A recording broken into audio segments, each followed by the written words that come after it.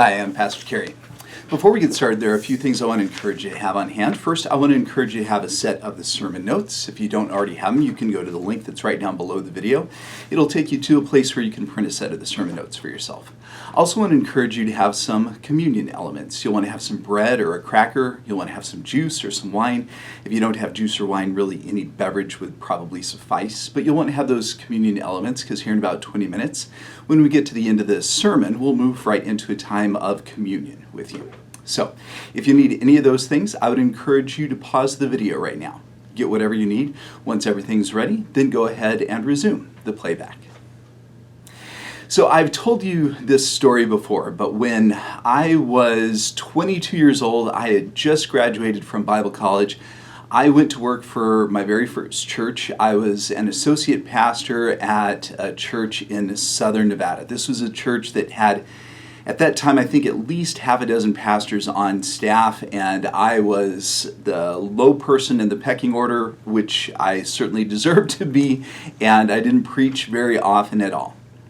In fact, I think that I probably just preached on average once or twice a year, and it was usually not on Sunday mornings. It was usually at the Wednesday night service. And the very first time that I preached on a Wednesday night, I wrote a full manuscript for my sermon. That was something that I did back then. It's not something that I do anymore, as you probably realized by watching these videos.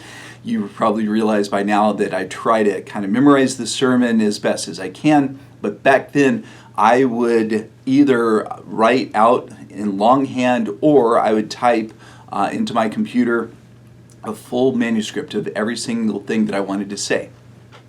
And the first time that I preached at this church, I was feeling a great deal of pressure, and rightfully so. And so I wrote out on my computer everything, and then I got up into the pulpit that night and I read it verbatim from my manuscript. Now, I thought that I would maybe lighten the mood a little bit, tell a little joke at the start of the sermon. And so at the start of the sermon, I said to everybody out there, I said, hey, I've got a pretty good sermon tonight. It's a little bit long, and so when I get to the 45-minute mark on my sermon, I need someone to stand up and signal to me that I've hit 45 minutes so that then I can start to wind the sermon down. And everybody laughed, ha, ha, ha. Pastor Kerry, you're not going to go for 45 minutes. None of us want to hear you preach for 45 minutes. No one wants to hear a 22-year-old Dorcas Malorcas right out of Bible college preach a 45-minute sermon. Ha, ha, ha, very funny. Nevertheless, there was a kid out in the crowd who took me seriously, and he raised his hand, and I said, you young man, you just stand up when I get to the 45-minute mark in my sermon. Ha, ha, ha, okay. And I started reading my sermon to everybody. And so I'm reading my sermon, and it's moving along, and after a while that I'm reading my sermon, I'm realizing, gosh, it feels like this sermon's starting to go kind of long. This manuscript ended up being a little bit longer than I was thinking. Hopefully I'm going to get to the end of this manuscript here pretty soon, because I'm starting to get bored with my sermon, and if I'm starting to get bored with my sermon, then I have a feeling that everybody else out there is probably starting to get bored with my sermon too. And so, as I am feeling like I'm starting to get towards the end of the sermon, guess what happens?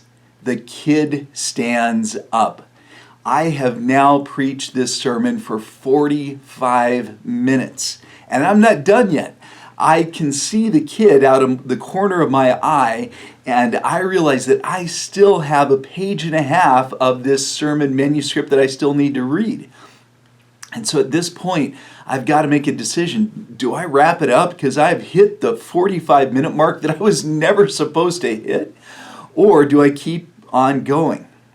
And I thought, well, I got to finish the sermon. And so I decided that I'd read faster and try to wrap it up. Now, the funny thing is the kid thinks that I haven't seen him yet. And so the kid starts waving his hands. He's out there trying to get my attention. And I am fully aware that the kid is standing up. I'm fully aware that he is waving his hands. In fact, there were about 600 or 700 people in the room, and they are all fully aware that this kid is waving his hands, trying to go, Pastor Kerry, you've been preaching for 45 minutes now. And so I am just dying up there. I tried to wrap up the sermon and finish reading the manuscript as quickly as I could. I am sure that that sermon ended up lasting at least 50 minutes. It probably went 53 or even 55 minutes. And it was not a good sermon. And so the reason that I bring that up today is because the passage that we're going to be taking a look at today, the lectionary gospel reading for June the 11th of 2023, is a powerful passage. And if I could, I would love to preach for 55 or 53 or 50 or at least 45 minutes on this passage. It is that good, it is that powerful a passage. Unfortunately, those of you who have watched these sermons before, you know that the sermon video cuts me off at 23 minutes and 46 seconds. So the good news is you are not in for a 55-minute sermon, even if that's what I would like to do at this point. So, since I got a lot of material and not much time to cover it in, without any further ado, we should go ahead and take a jump into our lectionary passage. This is Matthew chapter 9, verses 9 through 13, and verses 18 through 26. As Jesus went on from there, he saw a man named Matthew sitting at the tax collector's booth. "Follow me," he told him, and Matthew got up and followed him. While Jesus was having dinner at Matthew's house, many tax collectors and sinners came and ate with him and his disciples. When the Pharisees saw this, they asked his disciples, "Why does your teacher eat with tax collectors and sinners?" On hearing this, Jesus said, "It is not the healthy who need a doctor, but the sick. But go and learn what this means. I desire mercy, not sacrifice, for I have not called to come the righteous, but sinners." While he was saying this, a synagogue leader came and knelt before him and said, "My daughter has just died, but come and put your hand on her, and she will live." Jesus got up, went with him, and so did his disciples. Just then, a woman who had been subject to bleeding for 12 years came up behind him and touched the edge of his cloak. She said to herself, "If I only touch his cloak, I will be healed." Jesus turned and saw her. "Take heart, daughter," he said, "your faith has healed you." And the woman was healed at that moment. When Jesus entered the synagogue leader's house and saw the noisy crowd and people playing pipes, he said, "Go away, this girl is not dead but asleep." But they laughed at him. After the crowd had been put outside, Jesus went in and took the girl by the hand, and she got up. And news of this spread through all that region. May God bless the reading of the powerful word. So friends, this passage is loaded in terms of the things that Jesus has to say in this passage, in terms of the things that Jesus does in this passage. So, as quickly as I can, I want to kind of talk through this passage. I want to put a little bit finer point on just a few things in this passage. We're going to talk more at length here in a few minutes when we discuss some of the powerful, powerful truths this passage has for us. So the start of the passage, it tells us that Jesus is walking along and he sees a tax collector by the name of Matthew. One of the important things, and we've talked about this before, is that as far as the Hebrew people were concerned, 2,000 years ago, a tax collector was the worst. A tax collector was, first of all, a thief, and second of all, a tax collector was a traitor to his or her people. Nobody could stand tax collectors. And so isn't it remarkable that Jesus, instead of, let's say, going to the local synagogue and finding some students at the local synagogue and saying to them, "Hey, why don't you local synagogue students, why don't you come to follow me?" He goes and Jesus finds someone that the rest of the Hebrews would have considered to be the worst of the worst and says to him, "You follow me." And so, sure enough, he does. He ends up at Matthew's house that night, and there are, as you might imagine, more tax collectors and quote-unquote sinners that come and have dinner with him there. And the Jewish religious leaders, the Pharisees, take notice of this. And they come and they disapprove and they say to Jesus' disciples, hey, what's the deal with your rabbi Jesus? He's having dinner with these tax collectors and these sinners. Jesus overhears this and he addresses the Pharisees and he makes some pretty powerful points. He says, it is not the healthy who need a doctor, but the sick. He says, I've not come to call the righteous like you, seemingly righteous Pharisees. I've come to call sinners. And you might have noticed that I skipped over what Jesus says at the start of verse 13. But go and learn what this means. I desire mercy, not sacrifice. Rest assured, we are going to come back and we're going to talk a lot more about that here in just a couple minutes. And so then, one of the Jewish religious leaders, not one of the Pharisees, but instead a synagogue leader, which would have been a layperson as opposed to a rabbi or a Pharisee. A synagogue leader would have been a layperson, but it would have been a person of authority and would have been considered a religious leader as well. This person comes to Jesus and says, Jesus, something terrible, unthinkable has happened. My daughter has just died. But Jesus, I believe that you can bring her back from the dead. And so, Jesus doesn't say to him, hey, well, maybe you should talk to your Pharisees who have nothing but bad things to say about me. Jesus wasn't like that. Jesus said, okay. And as soon as Jesus starts to leave with this synagogue leader, apparently there was a woman who had this medical issue that had been going on for years and years. She comes up and she doesn't say anything to Jesus. She doesn't even try to catch his attention. She just tries to touch Jesus' clothing. She's thinking to herself, all I have to do is just touch his clothing and I'll be healed. And so she does that. Of course, Jesus knows that she's done that. And so he wants to make sure everybody understands what's just happened. So he turns to her and he says, take heart, daughter, your faith has healed you. And she's healed. And so then Jesus continues on. He gets to the synagogue leader's home, and everyone there is already in the middle of the wake. And Jesus says, hey, it's okay, she's just asleep. And they laugh at him. And so Jesus has them sent out. He goes in and he raises the synagogue leader's daughter back to life. And now people start hearing about Jesus all over the place as a result of this. Friends, this is such a powerful passage. I would love to geek out and talk even more about some of the nuances in this passage, but what I want to do instead, because time is limited, I don't have 55 minutes, I want to go ahead now and I want to focus on just three of the truths that this passage has for us. And the first truth is this. As disciples, we're called to reach out to quote-unquote sinners. As disciples, we're called to reach out to quote-unquote sinners.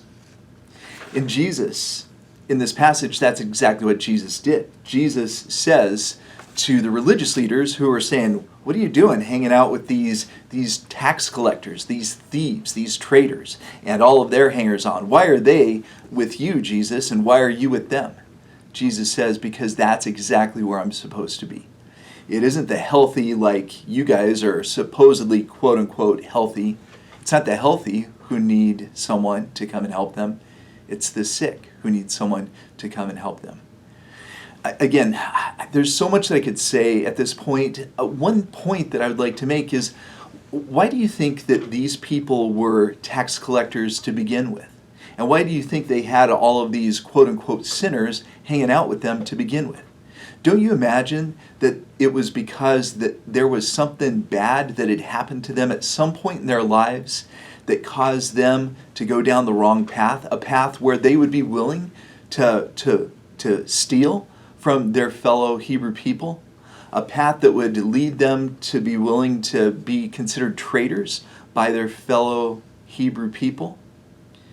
There was undoubtedly something that was wrong, that had gone wrong, something that there was obviously a void that needed to be filled in the hearts of these people that had gone down the wrong path, that they were tax collectors and the hangers-on of these tax collectors. And Jesus wanted to be with them. Jesus didn't want to hang out with the Pharisees. Jesus wanted to hang out with the people who needed him the most. And friends, that is what you and I are called to do as well. And the ironic thing is that if you're like me, then probably we spend most of our time around churchy people. And friends, part of that is just that's the nature of the world that we live in. It's certainly the world that I live in as a pastor. And so what you and I probably need to be intentional about is finding opportunities to go and to reach out to people. People who need the great physician to come into their lives. I'll say this and then I'll move on. If Jesus were to show up in America in the year 2023, I just want you to think about this. Who do you think that Jesus would be spending a lot of time with in America in 2023? Friends, as much as I love my church, it's not my church that would need Jesus to come and hang out with them. It's probably not your church that would need Jesus to come and hang out with them. Who do you think Jesus would go and hang out with? Well, maybe that's who you and I should be hanging out with as well, isn't it? All right, I got to move on. The second truth this passage has for us is this. As disciples, we're called to prioritize mercy for others over our acts of righteousness. I'll say that again. As disciples, we're called to prioritize mercy for others over our acts of righteousness. Gosh, I hope I can explain this in a succinct way. So, I told you that we would come back and talk about verse 13, where Jesus says, "For go and learn what it means, I desire mercy, not sacrifice." Now, maybe you know exactly what Jesus was referring to there. Maybe you don't. Jesus was referring to Hosea 6:6. In the Old Testament, God was speaking through the prophet Hosea because God was frustrated with the Hebrew people all the way back in the Old Testament. And God was saying, look, you guys are so busy doing your acts of righteousness. You're coming and you're making your sacrifices at the temple. And you are following the commandments like you're supposed to follow them. You're doing all the things that you're supposed to do. But you know what I'd really like for you to do? I'd like for you to show a little bit of mercy to the people in your life that need some mercy. Again, probably referring to the sinners that would have been around in Old Testament times, the quote-unquote sinners that would have been around in Old Testament times. God was saying through the prophet Hosea, I'm frustrated with you guys because you come and you offer your sacrifices at the temple. That's great. And you do all the things you're supposed to do. You don't do the things you're not supposed to do. That's great. But what you really need to do is show some love and some compassion and some mercy to the people that are all around you that are hurting. The quote-unquote sinners. And that's what Jesus then was reiterating to these Pharisees that were looking down their noses at him for hanging out with tax collectors and sinners, quote-unquote sinners, in the New Testament as well. And all of this is simply to say that, look, is it important for me and is it important for you to do our quote-unquote acts of righteousness? Absolutely. Should we offer sacrifices? Absolutely. Should we do all the other things? Absolutely. But what's even more important than that is for me to find people who are hurting, people who have a void in their heart, and for me to offer them love and compassion and mercy. That's the most important thing that you and I can do. That is the second truth this passage has for us. The third truth this passage has for us is this. Powerful faith can produce powerful results. Powerful faith can produce powerful results. I'm going to tell this story. I'm almost out of time, but I have to tell you this story. I got a call. It's been a couple of months ago now, and I was told that one of my church members only had a few hours left to live. And it was incredibly sad because this particular church member was not particularly old. This church member had been battling stage 4 cancer for a long time, but this person was not particularly advanced in age. And I was told they only had a few hours left. And so I hustled. It was a Saturday, and I hustled to the hospital so I could be there. And I prayed with this person who I don't even know that they realized I was there. I prayed with the family. And then I came back the next day. And the interesting thing was the next day this person was a little better. And the day after that, the person was even better. And I kept coming back to the hospital every day. And that person kept getting better and better. And after a few days, this person said to me, Pastor Kerry, the reason I'm better is because you came and prayed with me. Now, to be clear, I am not a miracle worker. I do not have the divine power that Jesus had. And I'm not giving myself any pats on the back. The point that I want to make to you is that in this passage, this synagogue leader had profound and powerful faith. In spite of the fact that his fellow Hebrew religious leaders were looking down their noses at Jesus, this synagogue leader said, I think Jesus can bring my daughter back from the dead. Not only did this synagogue leader believe that, but then this woman, who didn't even want anybody to know what was going on, she just thought, if I just touch his clothing, I'll be healed. And she was. And the synagogue leader's daughter was brought back from the dead. Both of these people had powerful faith, just like this person from my church had powerful faith. He believed that those prayers were going to heal him. And not just my prayers, but the prayers of our whole church and the prayers of his family members. And this church member has said since then, God bless him, he says that those prayers saved my life. And you know what?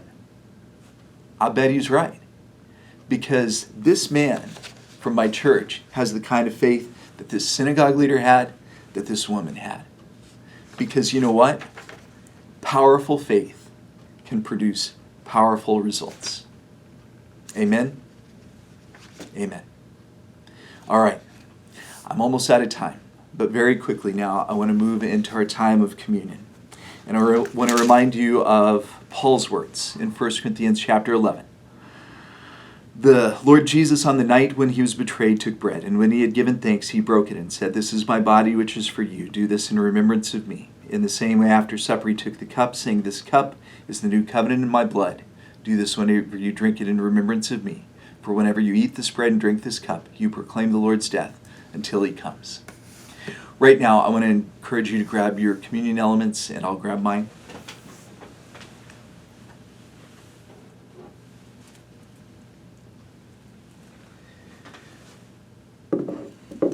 And at this time, I want to invite you to partake with me.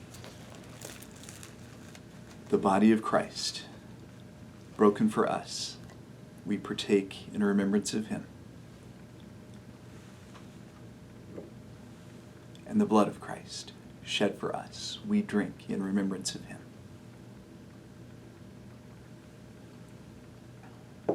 Let us pray. God, we thank you for these men and women of incredible faith and the example that they set for us. We thank you that Jesus came to save us as quote-unquote sinners. Help us to carry that mission